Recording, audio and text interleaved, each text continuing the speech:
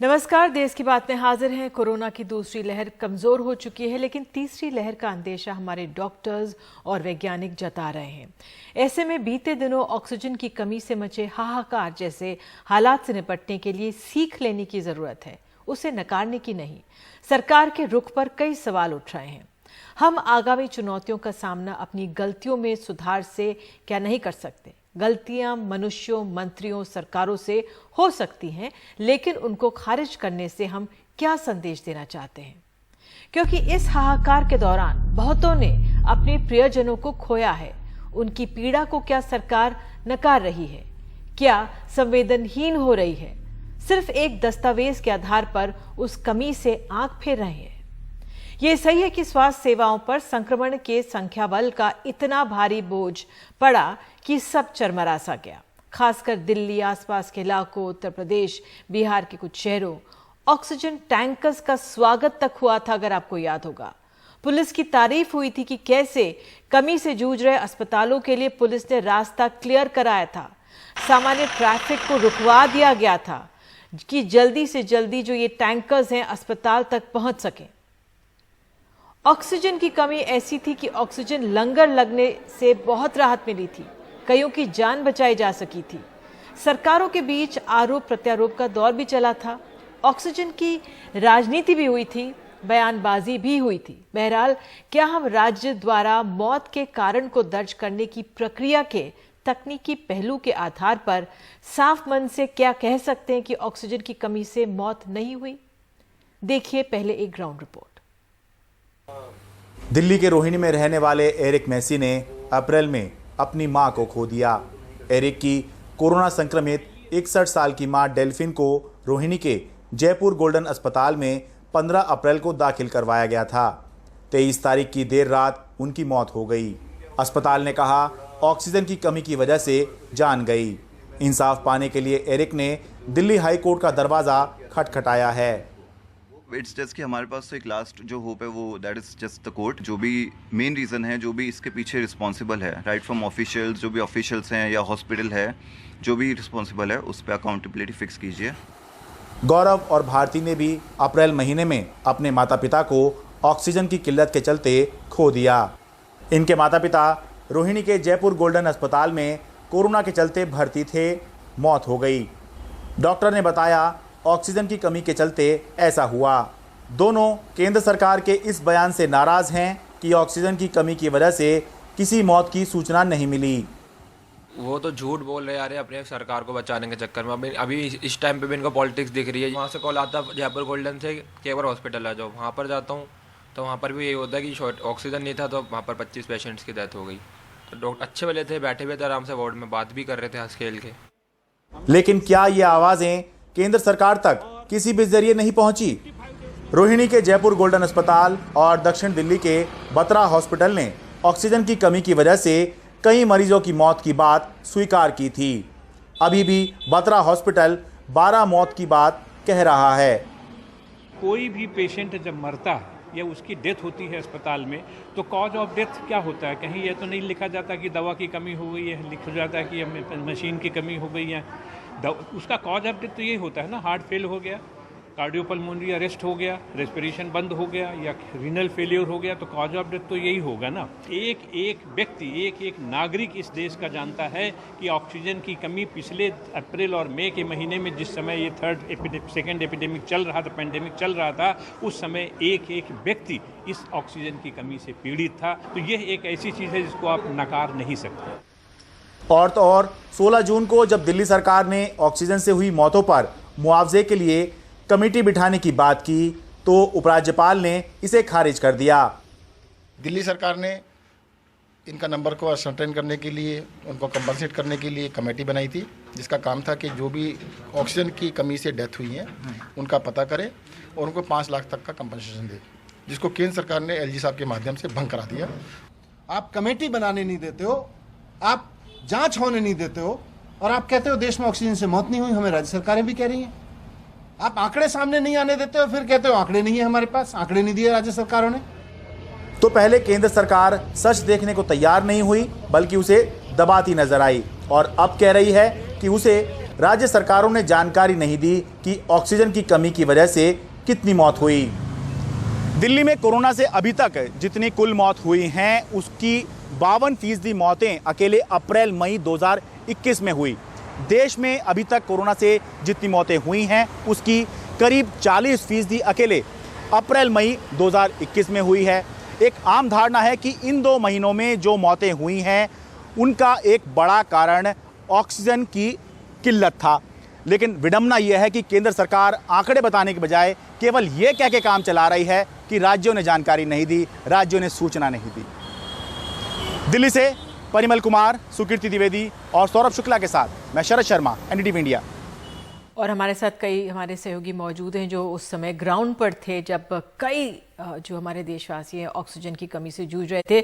सौरभ शुक्ला, रवीश रंजन शुक्ला मेरे साथ मौजूद हैं। सौरभ, मैं पहले आपके पास, क्योंकि आप दिल्ली के साथ साथ यूपी के कई इलाकों में भी गए थे, मेरठ, मुजफ्फरनगर, आगरा, क्या हालात थे वहां पर? क्योंकि एक तकनीकी कारण आधार पर अगर कह दे ऑक्सीजन से मौत नहीं हुई, लेकिन कितनी कमी थी ऑक्सीजन की, जरा एक बार फिर से याद दिलाएं। बिल्कुल निधि, 28 तारीख को मेरठ में खबर आती है कि ऑक्सीजन खत्म हो गई कई अस्पतालों में। 29 तारीख को हम वहां पर रिपोर्ट करने जाते हैं।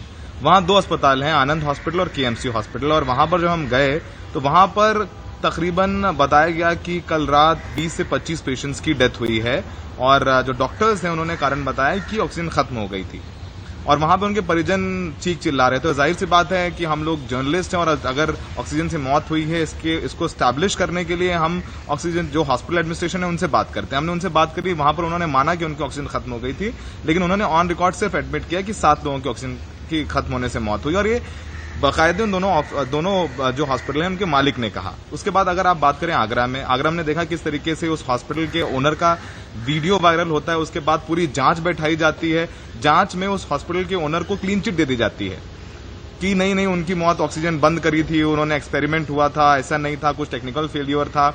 लेकिन निधि, जो ग्राउंड पे सिचुएशन थी, और ये बात हर रिपोर्टर जानता है, हर रिपोर्टर मानता है, और हर वो व्यक्ति उस समय जो हर एक ऑक्सीजन सिलेंडर के लिए कॉन्सेंट्रेटर के लड़ रहा है, तो उसको पता है किस तरीके से मौतें हुई हैं।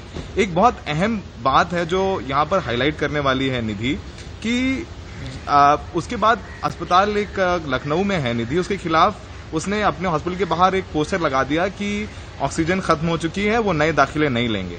उन पर यूपी सरकार मुकदमा कर देती है, एफआईआर कर देती है पैंडेमिक एक्ट का उल्लंघन करने को लेकर के। हम स्टोरी को फॉलो अप करने जाते हैं। मेरठ में हम जिस 2 अस्पतालों के मालिकों से बात की थी, जिन्होंने ऑन रिकॉर्ड माना था निधि कि वहां पर ऑक्सीजन की कमी से मौत हुई है, वो हाथ जोड़ लेते हैं, कहते हैं सर हम बात नहीं कर सकते। उस दिन हमने आपसे बात कर ली, उसके बाद हमारे ऊपर प्रशासन का बहुत दबाव है, आपके लिए सिर्फ एक स्टोरी है, हमारे यहाँ बहुत सारे पेशेंट्स का इलाज चल रहा है, बहुत सारे एम्प्लॉयज हैं, हमारा हॉस्पिटल बंद कर दिया जाएगा। तो ये एक प्रशासनिक दबाव है। निधि, आप दिल्ली में रहती हैं, और दिल्ली में देश का हर व्यक्ति कभी ना कभी आता जाता जरूर है, और दिल्ली में आप देखेंगे कई जगह पोस्टर्स लगे हुए हैं जिसमें योगी आदित्यनाथ बने हुए हैं, और वो कह रहे हैं कि मुफ्त टीका देने के लिए मोदी जी आपका बहुत बहुत धन्यवाद।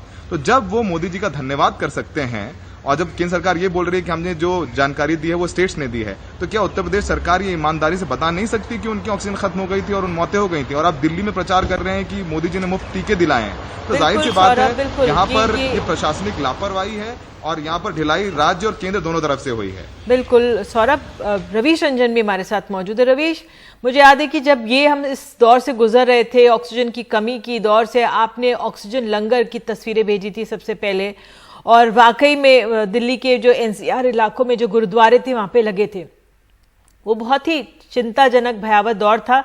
लेकिन उन तस्वीरों से हम लोगों को यहाँ पे स्टूडियो में राहत मिली थी, और जो वहां पे पीड़ित मरीज थे उनको वहां पर राहत मिली थी। वो अपना अनुभव जरा साझा कीजिए हमसे।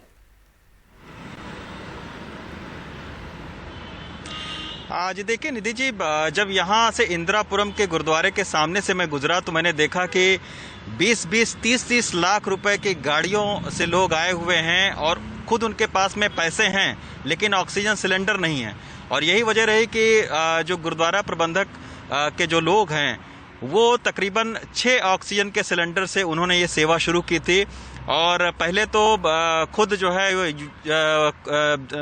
जो जिला प्रशासन है ये उसने कहा कि आपके ऊपर में मुकदमा दर्ज होगा क्योंकि आप पेंडेमिक में इस तरीके से ऑक्सीजन सिलेंडर लगाकर क्यों लोगों को दे रहे हैं। लेकिन बाद में जिला प्रशासन को समझ में आया कि जब वो खुद ऑक्सीजन के सिलेंडर मुहैया नहीं करवा पा रहे हैं और ऐसे वक्त में, आपदा के वक्त में जब गुरुद्वारे मुहैया करवा रहे हैं और ये ऑक्सीजन भर के जो है वो हरिद्वार से, लुधियाना से ये लोग लेकर आते थे, तो फिर जिला प्रशासन को बाद में समझ में आया कि अगर जानें बच रही हैं इन ऑक्सीजन सिलेंडर के वजह से, तब इनको जो है वो मंजूरी दी गई। तो उससे आप समझ सकते हैं कि सड़क के किनारे लोगों को ऑक्सीजन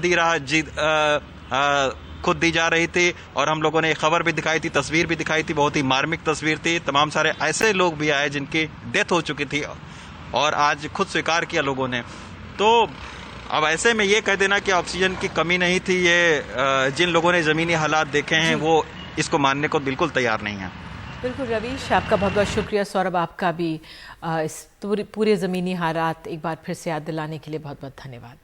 बहरहाल एक आंकड़ा मौतों का भी है और उसको लेकर भी कई सवाल हैं। महाराष्ट्र में भले ही कोविड से हुई मौतों के छूटे हुए मामलों फिर से गिने वहाँ पर जा रहे हैं, लेकिन उत्तर प्रदेश में दूसरी लहर के बाद से मौत की तादाद काफ़ी गिरी है और ये साफ नहीं है कि सरकार ने उन सब की गिनती की है या नहीं जो कोविड की दूसरी लहर के चरम में रहते मारे गए।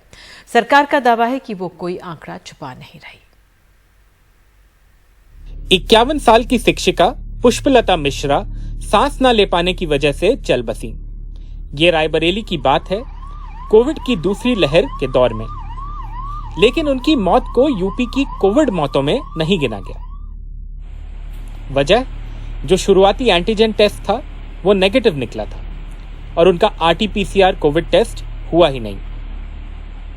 मैंने सर से कहा, सर ऑक्सीजन लेवल घट रहा है, बुखार है, आप प्लीज़ टेस्ट आरटी-पीसीआर टेस्ट करिए, may be she is Covid positive. But उन्होंने कहा अभी यहाँ नहीं किया जा सकता, अभी फैसिलिटी नहीं है। और नेक्स्ट डे हमारी मदर की डेथ हो गई। तो इससे ये है कि देखिए हमारी मदर की डेथ हो चुकी है, उनका आरटी-पीसीआर टेस्ट नहीं हुआ, सिर्फ एंटीजन टेस्ट हुआ जो कि नेगेटिव था, इसलिए उनकी काउंटिंग उनमें नहीं हो रही है जो कि कोविड पेशेंट थे, जिनकी कोविड के कारण डेथ हुई है। और ऐसे मेरे जैसे कई लोग होंगे। कोविड डेटा ट्रैक करने वाले ट्विटर हैंडल @BollyNumbers के मुताबिक बीते 2 महीनों में महाराष्ट्र ने 24,885 पुरानी मौतें अपने आंकड़े में जोड़ी हैं, जबकि यूपी में सिर्फ 87 ऐसे मामले जोड़े गए हैं।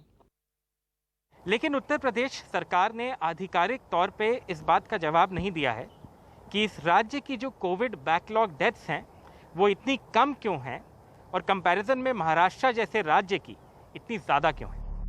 यूपी से मिल रहे आंकड़े उस जमीनी तस्वीर से काफी अलग मालूम पड़ते हैं जो गंगा किनारे बनी फौरी कब्रों वाले संदिग्ध कोविड मरीजों के शव के रूप में दिखती रही। देश का सबसे बड़ा प्रदेश, जिसकी आबादी दुनिया के दर्जनों बड़े बड़े देशों से भी ज्यादा हो, वहां कोरोना की दूसरी वेव को जिस तरह यूपी ने संभाला वो अभूतपूर्व है।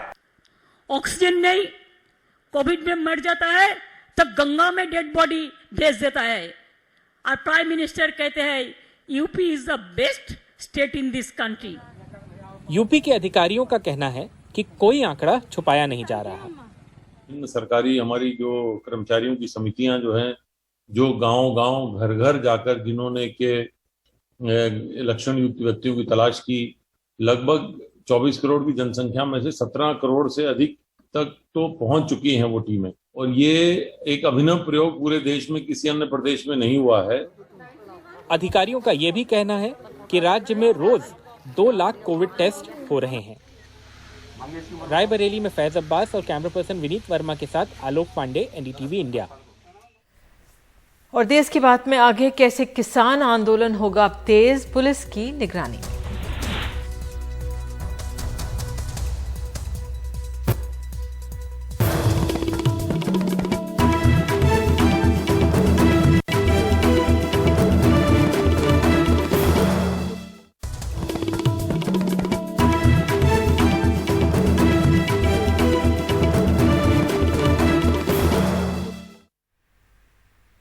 किसान आंदोलन तेज करने के लिए कल से पूरे संसद सत्र 200 किसान हर रोज सिंघू बॉर्डर से संसद तक मार्च करेंगे। दिल्ली पुलिस खुद निगरानी करके अपने साथ इनको जंतर मंतर तक ले जाएगी और इस बीच दिल्ली सरकार ने जंतर मंतर पर धरना प्रदर्शन की इजाजत दे दी है। बुधवार दिन भर संयुक्त किसान मोर्चा के नेता संसद मार्च की रणनीति बनाते नजर आए। गुरुवार को सिंघू बॉर्डर पर संयुक्त किसान मोर्चा के इसी दफ्तर से सुबह 9 बजे किसान कुल 4 बसों में बैठकर संसद की तरफ चलेंगे। 200 फार्मर्स यहाँ से हमारे ऑफिस से बसेज में जाएंगे, रोज जाएंगे, कल से जाएंगे, 13 अगस्त तक जाएंगे। किसानों का कहना है कि वो संसद के बाहर अपनी किसान संसद लगाएंगे। जैसे संसद चलती है अंदर, वैसे ही वहाँ स्पीकर होंगे, हमारे डिप्टी स्पीकर होंगे, वैसे ही टी टाइम होगा, वैसे ही लंच होगा, वैसे ही सवाल रखे जाएंगे, वैसे ही बहस होगी सवालों पे। तो ये तय है। हर रोज 200 किसानों को पहचान पत्र दिया जाएगा जो संसद की ओर मार्च करेंगे। किसानों का कहना है कि अगर उन्हें दिल्ली पुलिस ने रोका तो वो चुपचाप बिना जबरदस्ती किए गिरफ्तारी देंगे। ये मान के चल रहे हैं कि अगर 6 महीने भी अंदर बैठना पड़ेगा तो बैठेंगे। इस हिसाब से मानसिक तैयारी हमारे जत्थों की है। लोगों से प्रेपरेशन ही इस हिसाब से किया गया है कि 6 महीने के लिए अंदर तक जाना पड़ सकता है और अपने आप को तैयार करके लेके आइए। और उत्साह है लोगों में, नाम लिखाने की होड़ है। दिल्ली पुलिस के सूत्रों की माने तो संयुक्त किसान मोर्चा के नेताओं के साथ बातचीत करके किसानों को जंतर मंतर तक ले जाया जाएगा। करीब 200 के आसपास किसान बसों से जंतर मंतर जाएंगे। पुलिस की निगरानी में बसें जंतर मंतर पहुंचेंगी। किसान सुबह 10:30 पर जंतर मंतर पहुंचेंगे। जंतर मंतर पर उन्हें शांतिपूर्ण तरीके से बैठाया जाएगा। जंतर मंतर पर सुरक्षा के इंतजाम किए जा रहे हैं। सुरक्षा के लिए दिल्ली पुलिस और अर्धसैनिक बलों की 5-5 कंपनियां तैनात रहेंगी। सभी किसानों को आईडी कार्ड चेक करने के बाद ही अंदर जाने दिया जाएगा। किसान शाम 5 बजे वापस लौट आएंगे। सिंघू बॉर्डर पर तैयार की गई सीमेंट और कांटों की दीवारें बताती हैं कि दिल्ली पुलिस की तैयारी कितनी पुख्ता है। दिल्ली पुलिस नहीं चाहती कि फिर से 26 जनवरी जैसी तस्वीरें दिल्ली में दोहराई जाएं। दिल्ली पुलिस के सामने 2 चुनौतियां हैं। पहली चुनौती कि इस पूरे किसान संसद मार्च को शांतिपूर्ण कैसे रखा जाए, क्योंकि हम सब जानते हैं कि 26 जनवरी को दिल्ली पुलिस ने किसानों को मार्च करने की इजाज़त दी थी, लेकिन चीज़ें हाथ से बाहर निकल गईं और हम सब जानते हैं कि लाल किले पर क्या हुआ 26 जनवरी को। और दूसरी सबसे बड़ी चुनौती कि जब किसानों को संसद भवन के नज़दीक जंतर मंतर तक ले जाया जाएगा तो उस पूरे मार्च को किसानों को नियंत्रण में कैसे रखें ताकि उसमें कोई अराजक तत्व घुसकर कुछ ऐसा ना कर दे जिससे दिल्ली पुलिस को वापस से नुकसान हो और कानून व्यवस्था की स्थिति पैदा हो जाए। सहयोगी शशिकांत झा के साथ सिंघू बॉर्डर से सौरभ शुक्ला, एनडीटीवी इंडिया। फिलहाल देश की बात में वक्त एक छोटे से ब्रेक का आगे है। मुख्यमंत्री ममता बनर्जी ने फोन पर चढ़ा दिया प्लास्टर। काय जासूसी से बचाव के लिए ऐसा कर रही हूं।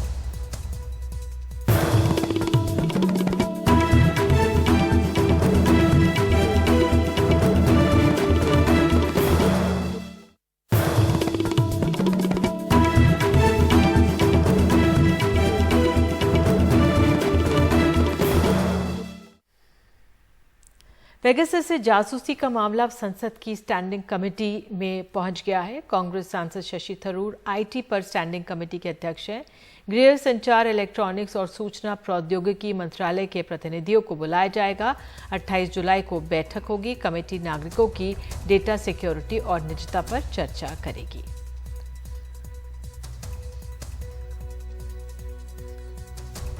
उधर पेगासस के जासूसी को लेकर विपक्ष के तेवर हमलावर हैं। पश्चिम बंगाल के मुख्यमंत्री ममता बनर्जी ने आज कोलकाता में कहा है कि मंत्रियों, जजों, पत्रकारों तक के फोन टैप किए गए, यहां तक कि मेरा फोन भी टैप किया गया।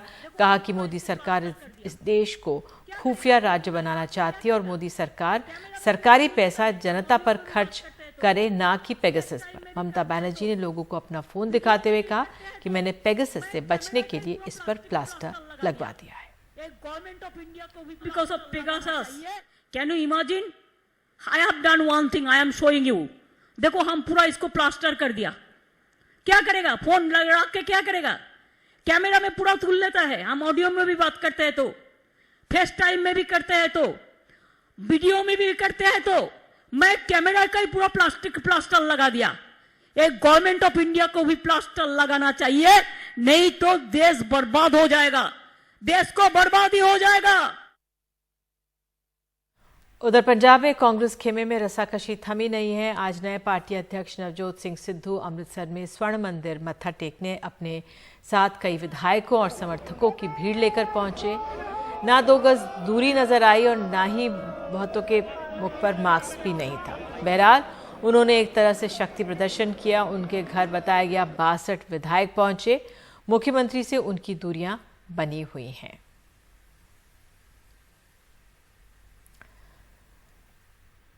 कर्नाटक में बीजेपी खेमे में सब शांत नहीं है। मुख्यमंत्री के इस्तीफे की अटकलों के बीच येदियुरप्पा लिंगायत समाज के सिद्धगंगा मठ के 2 नेताओं से मिले। ये 2 दिन में दूसरी मुलाकात बताई जा रही है। लिंगायत मठ के प्रमुख ने कहा है कि येदियुरप्पा को बने रहना चाहिए। मुख्यमंत्री के समर्थकों का भी यही कहना है कि वो कहीं नहीं जा रहे हैं। और देश की बात में आगे, बरसात आई नहीं कि मुंबई में फैल रहा है डेंगू, मलेरिया और swine flu.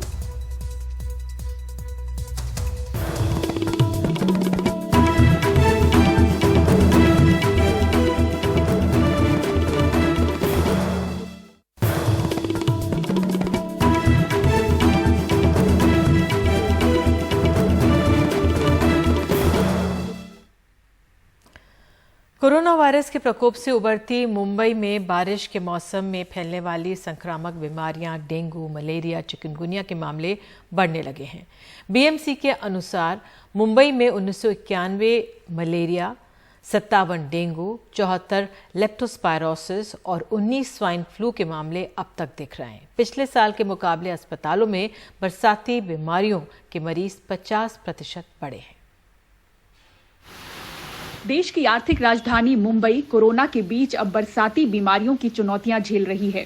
Malaria, swine flu, dengue और लेप्टोस्पायरोसिस के मामले यहां बढ़ने लगे हैं, जो पिछले साल पाबंदियों के कारण न के बराबर थे। अब छूट के कारण इन्हें फैलने का मौका मिला है। समस्या बड़ी है क्योंकि इन बीमारियों के कई लक्षण कोविड के लक्षणों से मेल खाते हैं। मुंबई महानगर पालिका के स्वास्थ्य विभाग ने लोगों से सावधानी बरतने की अपील की है।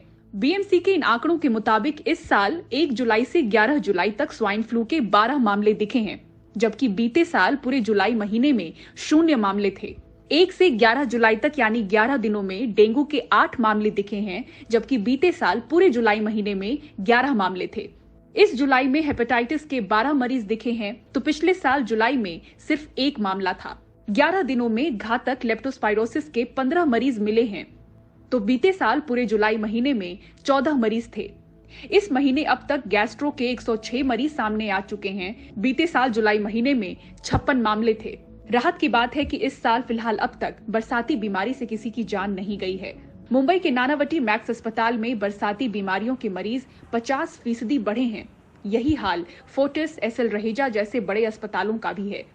डॉक्टर्स बताते हैं कि बुखार, खांसी, जुकाम जैसे लक्षणों के बाद लोग कोविड टेस्ट तो करवा रहे हैं, पर नेगेटिव आते ही निश्चिंत हो जाते हैं और बरसाती बीमारियों को नजरअंदाज कर रहे हैं। ऐसे में समस्या बढ़ते ही वो देरी से अस्पताल पहुंच रहे हैं।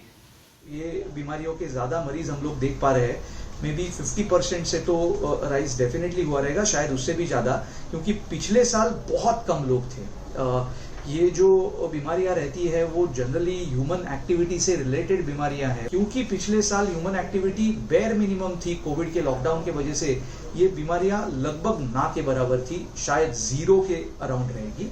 लेकिन इस साल उससे डेफिनेटली ज्यादा मरीज दिख रहे हैं। डेंगू के काफी मरीज आके जा चुके हैं, लेप्टोस्पायरोसिस, मलेरिया के भी मरीज आके देखे हम लोगों ने ओपीडी बेसिस, या जिनको एडमिशन की जरूरत है ऐसे भी पेशेंट ये बीमारियों के ये बार डेफिनेटली देख रहे हैं, at least 50% more than last time. बुखार के वजह से आने वाली पेशेंट्स की तादाद वैसे ही बढ़ी हुई थी। मॉनसून रिलेटेड इलनेसेस जैसे मलेरिया, डेंगू या vector borne other conditions like chikungunya, इनके पेशेंट्स भी इनके कारण भी वो बुखार हो सकता है। बहुत बार हमने पाया हुआ है कि पेशेंट्स सिर्फ कोविड के टेस्ट करके रुक जाते हैं, कोविड नहीं है तो वो घर पे रुक जाते हैं, और जब तक by the time they present to the hospital malaria और डेंगू जैसी बीमारियां काफ़ी एडवांस स्टेज में होती है और फिर उनको हॉस्पिटलाइजेशन की ज़रूरत पड़ती है।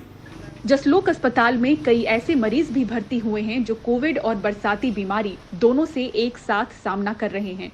काफ़ी पेशेंट्स को जो कोविड भी है और मलेरिया या डेंगू या चिकनगुनिया भी है, यानी कि डबल इन्फेक्शन कभी कभी हो सकता है। अगर आप कोविड का टेस्ट करके आप पॉजिटिव निकले हो और फिर भी अगर बुखार नहीं उतर रहा है तो फिर डेंगू, मलेरिया, चिकनगुनिया का चेक करना बहुत ही इम्पॉर्टेंट है। या दूसरी तरफ से अगर आप डेंगू, चिकनगुनिया और मलेरिया का दवा ले रहे हो और उसका पॉजिटिव निकला और आपका बुखार फिर भी नहीं उतर रहा है तो उस सिचुएशन में कोविड का टेस्ट भी करना बहुत ज़रूरी होता है। लेकिन यही सजेशन दे सकता हूँ मैं पेशेंट्स को कि आप खुद की दवाइयाँ मत करिए। एक्सपर्ट्स बताते हैं कि कोविड का बुखार ठंड के साथ नहीं आता, जबकि बरसाती बीमारियों में उल्टा होता है। इस लक्षण पर गौर करें और किसी भी बीमारी का बुखार लंबा चले तो जरूरी जांच अवश्य कराएं। मुंबई से पूजा भारद्वाज, एनडीटीवी इंडिया। और इसी खबर के साथ देश की बात में आज के लिए इतना ही और खबरों का सिलसिला एनडीटीवी इंडिया पर जारी रहेगा। नमस्कार।